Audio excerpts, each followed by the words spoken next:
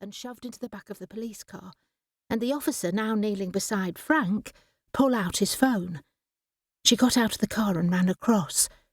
Was Frank dead?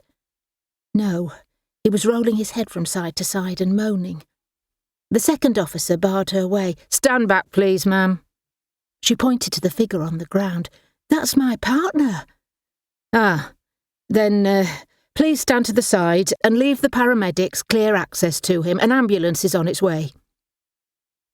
So she went back to the car, which was close enough to have a clear view of what was happening, and sat on the edge of the driving seat with her feet out on the ground.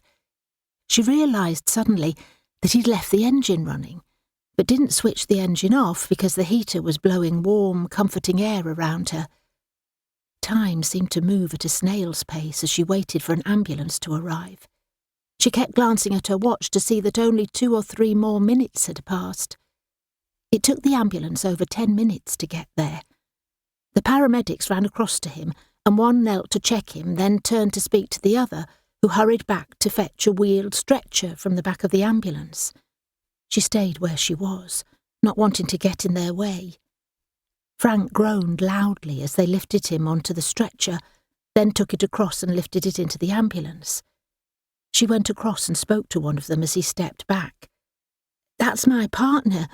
Where are you taking him?" "The Murrenfield Hospital. Do you have a car?" "Yes." Frank didn't usually allow her to drive, but she'd have to now. "Then you better be driving there. Park near the A&E entrance. Now, please, move out of my way. He's in a lot of pain and needs urgent attention." She watched them leave, then hurried back towards the car, catching her skirt on a piece of metal jutting out from one damaged vehicle as she ran. To her amazement, the engine was still running and her shoulder bag was still on the floor next to the passenger seat. And this time she was going to be the one who drove it, for a change.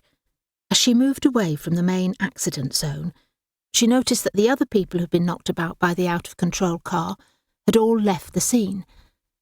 So must only have had minor injuries. Frank had clearly come off worst of all. Good. He deserved it.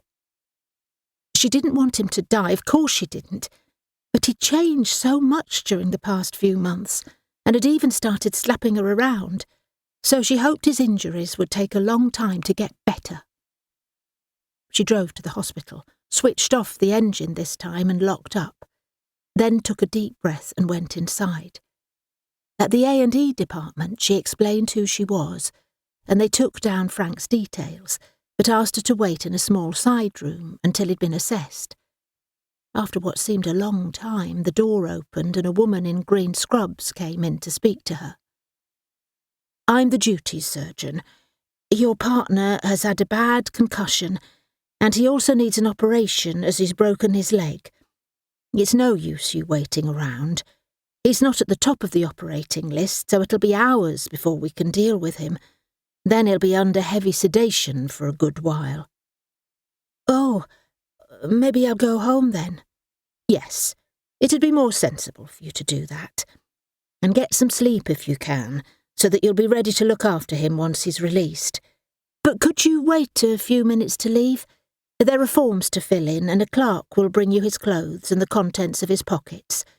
We'd rather you looked after those, because he won't be fit to do that." "Oh, yes, of course." She waited, and not long afterwards was given a large paper carrier bag, assured yet again that her partner would be well looked after, and told to phone before coming in the following day.